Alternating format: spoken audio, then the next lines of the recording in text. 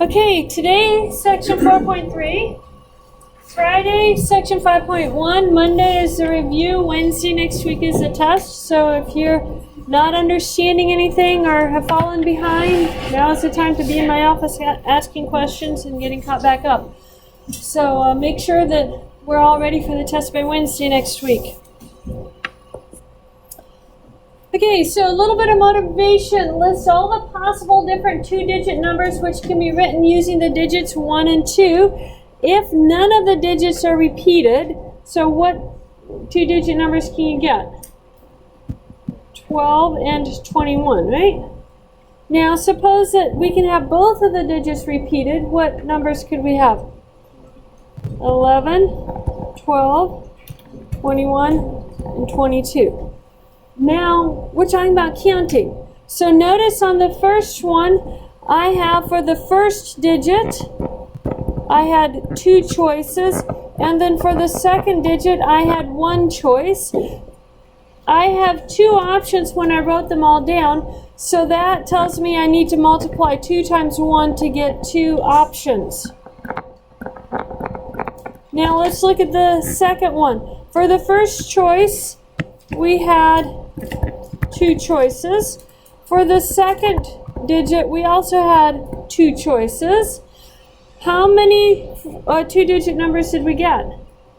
4. So what do you think we have to do to the 2's to get 4? Multiply.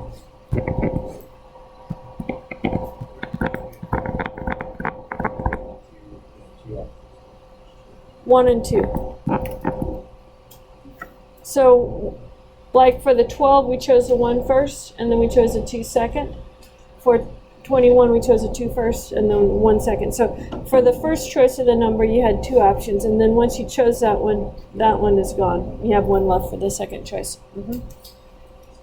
Any other questions on that?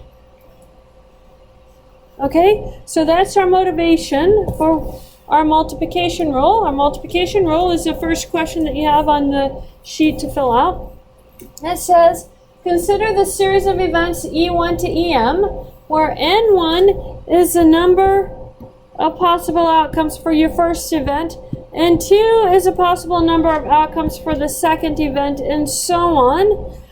The product, when you multiply all the possible number of events, gives a total number of possible outcomes for the series of events E1 followed by E2 up to E sub M. Now, so your answer is going to be the outcomes. That's what you're looking for in that question. Total number of possible outcomes. You multiply all the choices together, possible choices together, and that gives you the number of outcomes. The multiplication rule tells us the total number of possible outcomes for a sequence of events. It gives us our total that we're looking for. Okay. Continuing, let's look at an example. This is going to be for number 3. Jacqueline is in a nursing program and is required to take a course in psychology and 1 in physiology. She also wants to take Spanish too. If there are 2 sections of psychology, so I'm going to write this down. Psychology, she's going to have 2 sections. A and P, she's going to have 4 sections. In Spanish 2 has 3 sections. We want to know how many different class schedules can Jacqueline choose from. Assume that none of the classes conflict with each other, so she could be in any of the sections she wanted to be. I have to use the multiplication rule. So the multiplication rule says you take the number of choices for each one and multiply it together. I'm going to have 2 times 4 times 3. What is 2 times 4? 8. 8 times 3? 24. So a total of 24 options for that. Your numbers are a little bit. Just write down my answer because you have different numbers on yours. Notice that for yours you have 3 sections of psychology, 2 of A&P, and 2 of Spanish. So you're going to multiply different numbers. You will have a different answer from mine. And do you have your numbers multiplied together? All right. factorial notation, this is notation we kind of need to get used to. What factorial notation block your guys' view from over here? Can you see the screen? Yeah. Because I can back up a little. N minus 3 goes away. Question? Okay, so you're starting with your n minus 2, and you have to go all the way down to 2 and 1. What would be a number smaller than n minus 2? The integer's 2 and the integer's 1. So if n is 8, if n is equal to 8, this is an equal sign, then n minus 2 would be 6. And so you would plug in 6 times 5 times 4 times 3 times 2 times 1. You have to write all your integers down to 2 and 1. You have to include 2 and 1. So that's where the 2 and 1 came from right here. Does that make sense? Okay. So n minus 2 then, what is 1 less than n minus 2? N minus 3. What is 1 less than n minus 3? N minus 4. And we continue that process all the way until we got to 2 and 1. So dot, dot, dot, down to 2 and 1. Because I don't know what n is, I don't know how many of those to write down, so we do our dot, dot, dot. Okay? Yeah, that's the pattern that we're looking at. So ours is plus, so we're going to do Let me finish mine and then we'll talk about yours. Yeah. I don't want to get too confused here. One problem at a time. So watch mine go by first. You'll have a minute to do yours. Do we all believe that n minus 2, n minus 3 down to 2 times 1? Yes, right? And then the numerator have n minus 1 all the way down to 2 times 1. So what cancels on these two? Everything except the n and the n minus 1, right?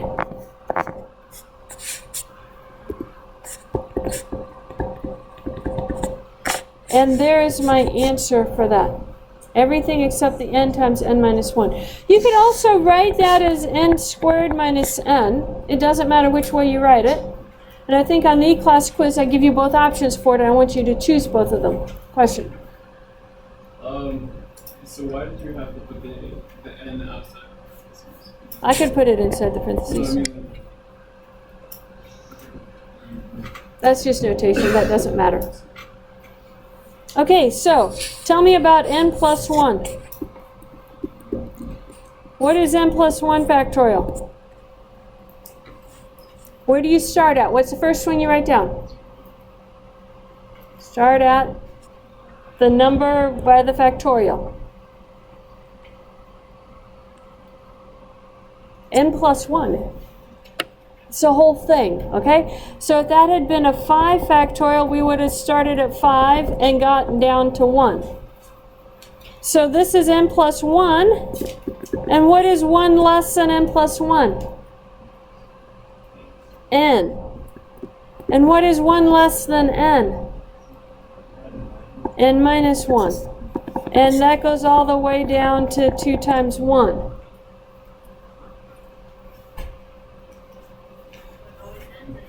It always ends at 2 times 1. So, sorry, this is all over the place. I'm going to make a little box right here. We're going to look at another one. What if I had 2n plus 1 factorial? What is the first thing we write down? 2n plus 1. And what's 1 less than 2n plus 1? 2n. And what's 1 less than 2n? 2n minus 1. And we don't know how many more we need, so we put our 2 dots and then go down and end at 2 times 1. Okay, do you guys see the pattern?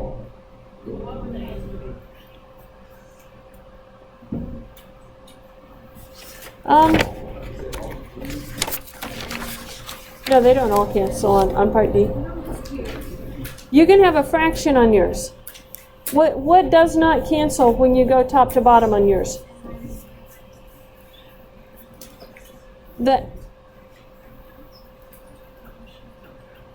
So you write it as a fraction.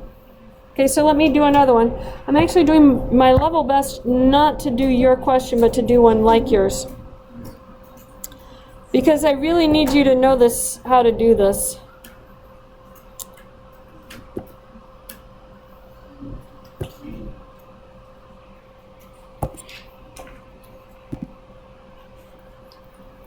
Okay, so let me scroll this up just a little bit. I added an extra sheet. Suppose you want another example with letters in it. Suppose I have 2n factorial over 2n plus 2 factorial. What goes in my numerator? Where do we start for the 2n factorial? 2n. What's 1 less than 2n? 2n minus 1. 2n minus 2, it would keep going. And what are the last two numbers we write? 2 and 1. In the denominator, where do we start? 2n plus 2. What's 1 less than 2n plus 2? 2n plus 1. What's 1 less than that? 2n. 1 less than that? 1 less would be 2n minus 2, goes down to 2 times 1. Now, what cancels here?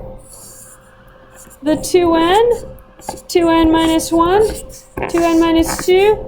Everything cancels except the two values in the denominator, but we can't write that as just nothing in the numerator. So when all of those cancel, they leave you 1. So you get 1 over 2n plus 2 times 2n plus 1. Are we good now?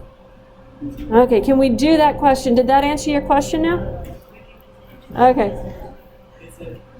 So for the it's going to be 1 over, and because the number that's left is in the denominator? Yeah, it's 1 over what you have left after you cancel from your denominator. Yeah. You're going to have 1 in your numerator over what you have left in your denominator. Okay, so continuing, if you don't understand this, catch me right at the end of class. Let's look at the next example. In how many different ways can 3 objects be arranged in order? That's our question. 3 objects, so I have 3 different things arranged in order. So we have the first object, we have the second object, we have the third object.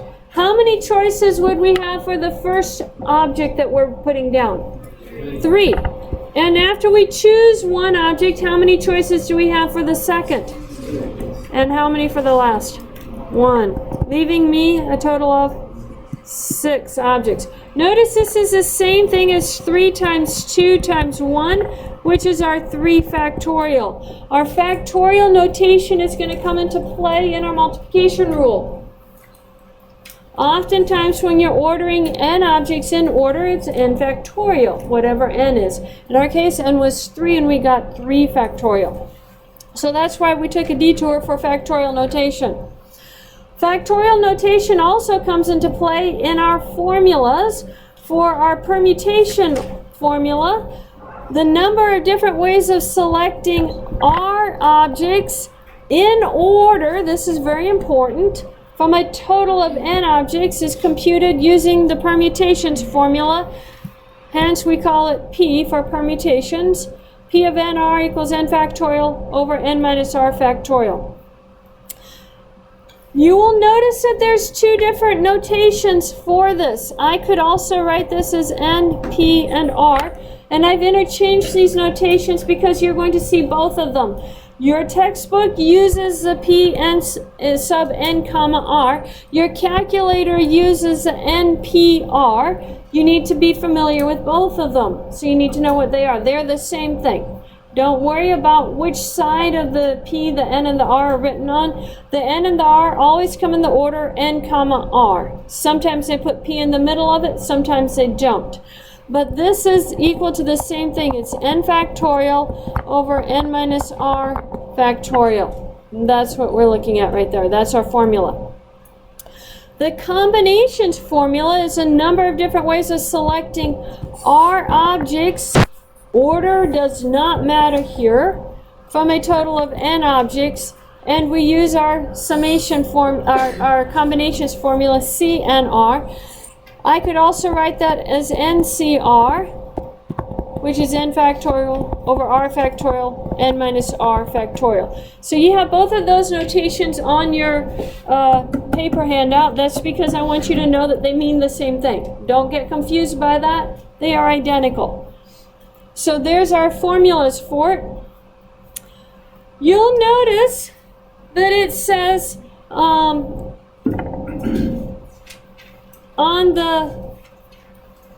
number 12, it says, what do n and r represent? This is going to be the same answer for permutations and for combinations. N represents the total number of objects you're choosing from, and r represents the number of objects that you are choosing. Okay? N represents the total number of objects. R represents the number of chosen objects. That's what you're looking for your number 12. Any questions on those two formulas? Question? What was the 10 The same thing. So for number A and B on number 10, it's the same thing. And that works the